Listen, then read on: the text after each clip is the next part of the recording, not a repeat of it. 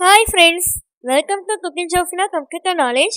இந்த வீடியோல நம்ம என்ன பார்க்க போறோம்னா டாக்குமெண்ட்டோடைய ஃபைலை வந்து சேஞ்ச் பண்ணனாவோ இல்லை லொக்கேஷன் சேஞ்ச் பண்ணனாவோ இல்லை ஃபைல் ஃபார்மேட் வந்து சேஞ்ச் பண்ணனாவோ சேவஸ் ஆப்ஷனை வந்து யூஸ் பண்ணிக்கலாம். இப்போ நான் சொன்ன இந்த 3 விஷயத்தை வந்து நீங்கள் சேஞ்ச் பண்ணால் கூட டாக்குமெண்ட் வந்து எந்த விதத்துலையும் வந்து சேஞ்ச் ஆகாது.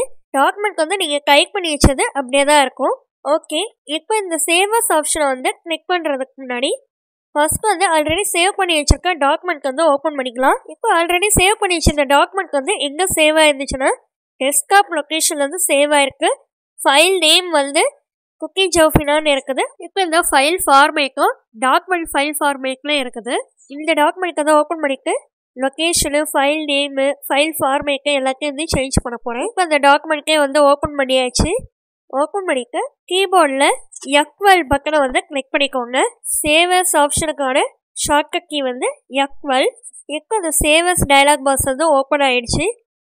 இப்போ இங்கே இருக்கிற வந்து ஆல்ரெடி இந்த டாக்குமெண்ட் டெஸ்க்டாப் லொக்கேஷனில் இருக்கிறத டி டிரைவை வந்து நான் இப்போ வந்து செலக்ட் பண்ணிக்கிறேன். இப்போ லொக்கேஷன் வந்து செலக்ட் பண்ணியாச்சு. இப்போ ஃபைல் நேம் வந்து சேஞ்ச் பண்ணிக்கலாம். ஃபைல் நேமில் வந்து குக்கிங் ஜோஃபினான்னு இருக்குது, அதை வந்து இப்போ வந்து சேஞ்ச் பண்ணிக்கிறேன். இப்போ அதை டெலீட் பண்ணிவிட்டு கம்ப்யூட்டர்னு வந்து டைப் பண்ணிக்கிறேன். இப்போ ஃபைல் நேமும் வந்து சேஞ்ச் பண்ணியாச்சு. ஃபைல் ஃபார்மேட்டை வந்து இப்போ வந்து கிளிக் பண்ணிக்கோங்க. கீழே இருக்கிறது தான் வந்து ஃபைல் ஃபார்மேட்டு.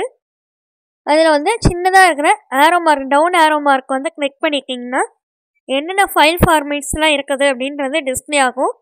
இப்போ எனக்கு வந்து நான் வந்து பிடிஎஃப் வந்து நான் வந்து செலக்ட் பண்ணிக்கிறேன். பிடிஎஃப் ஆப்ஷனை வந்து செலக்ட் பண்ணிவிட்டு இப்போ வந்து கீழே இருக்கிற சேவ்ன்ற ஆப்ஷனை வந்து கிளிக் பண்ணிக்கிறேன். இப்போ அந்த டாக்குமெண்ட் வந்து க்ளோஸ் பண்ணிவிட்டு வெளியே வந்துடலாம். இப்போ அந்த டி டிரைவ் வந்து செலக்ட் பண்ணிவிட்டு அந்த லிஸ்ட்லேயே வந்து தெரியும் உங்களுக்கு ஃபைல் நேம், நம்ம என்ன நேம் வந்து போட்டு சேவ் பண்ணுமோ அந்த டாக்குமெண்ட் வந்து அது வந்து டிஸ்பிளே ஆகும். இப்போ நான் வந்து கம்ப்யூட்டர்னு போட்டு சேவ் பண்ணனால கம்ப்யூட்டர்னு எனக்கு வந்து இங்கே வந்து டிஸ்பிளே ஆகுது. ஃப்ரெண்ட்ஸ், இந்த ஃபைல் லொக்கேஷன் சேஞ்ச் பண்ணுறது, ஃபைல் நேம் சேஞ்ச் பண்ணுறது, ஃபைல் ஃபார்மேட் வந்து சேஞ்ச் பண்ணுறது வந்து நம்மளுடைய விருப்பம் தான்.